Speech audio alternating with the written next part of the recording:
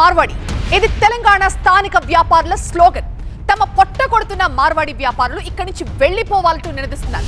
మరి దీనిపై గుజరాతీల వర్షన్ ఏంటి? తెలంగాణ వ్యాపారుల ఆందోళనపై మార్వాడీలు ఏమంటున్నారు? తెలంగాణనే తమ కర్మభూమి అంటున్నారు గుజరాత్ సోషల్ వెల్ఫేర్ సొసైటీ అధ్యక్షుడు జిగ్నేష్ దోషి. స్థానిక వ్యాపారులకు ఏవైనా ఇబ్బందులుంటే ప్రభుత్వం దగ్గరకు వెళ్లి మాట్లాడుకుందామంటున్నారు. అన్ని వ్యాపారాలు మార్వాడీలవే అన్న వాదనలో అసలు వాస్తవమే లేదంటున్నారు. అసలు సర్వే చేస్తే ఎవరి వ్యాపారాలు ఎన్నున్నాయో తేలతాయంటున్నారు. గో బ్యాక్ అంటే ఇక్కడ తమ బంధుత్వాల సంగతేంటని జిగ్నేష్ దోషి ప్రశ్నిస్తున్నారు. ఇక జిగ్నేష్ దోషి వ్యాఖ్యల పూర్తి సారాంశం ఏమిటో మా సీనియర్ కరెస్పాండెంట్ వాసు అందిస్తారు. Gujarat social welfare society president Jignesh గారు మనతో ఉన్నారు. సార్ చెప్పండి, గత కొన్ని రోజులుగా చూస్తున్నారు go back Marwadi culture Telangana రాష్ట్రం నుంచి వెళ్ళిపోవాలంటూ కూడా కొన్ని కామెంట్స్ వస్తున్నారు. కొంతమంది వ్యాపారస్తులు ఆందోళన చేస్తున్నారు. ఏం చెప్తారు? సార్, మేము అందరినీ విజ్ఞప్తి చేస్తున్నాము. చాలామంది గుజరాతీ మార్వాళ్ళు ఇక్కడే పుట్టింది పెరిగింది, ఎన్నో సంవత్సరాల నుంచి మా తాత ముత్తాతకి ఇక్కడ ఉన్నారు.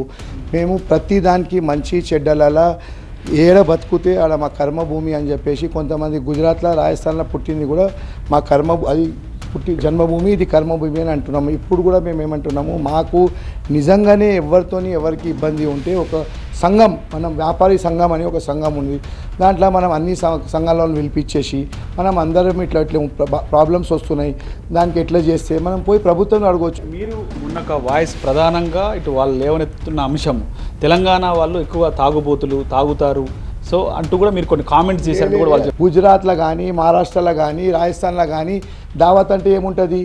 ఏదో డోక్లా తినాలి, పావుబాజీ తినాలి, పానీపూరి తినాలి. ఇక్కడ అంటే నాన్ వెజ్ మందు ఉంటుంది. అయితే నేను ఆ పర్టికులర్లీ ఉద్దేశంతో చెప్పలే.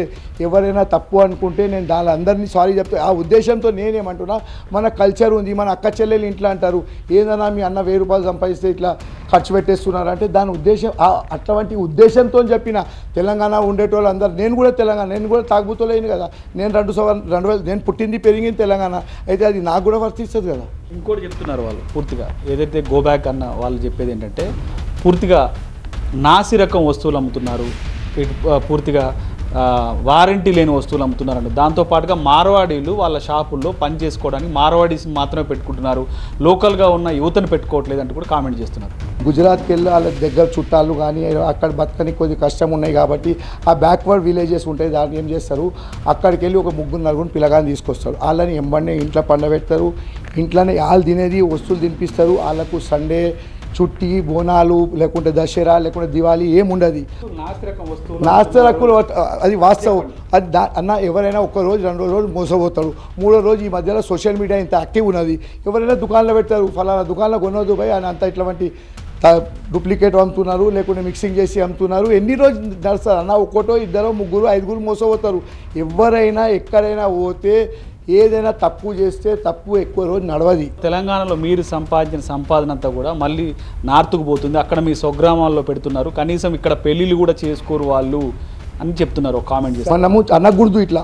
ఒక ఉప ముఖ్యమంత్రి గారు గుజరాతీ, మా అక్క గుజరాతీ, మేము కులం బట్టి విక్రమార్క గారు మీకు బాగా అవుతారా? 101% మాకు బాగా అవుతుంది. మా అక్క గుజరాతీ పిల్ల పెళ్లి చేసింది కాబట్టి మా అక్క అవుతుంది. అంజన్ కుమార్ యాదవ్ ఇంట్లో మా చెల్లె ఉంది, ఆమె కూడా గుజరాతీయే.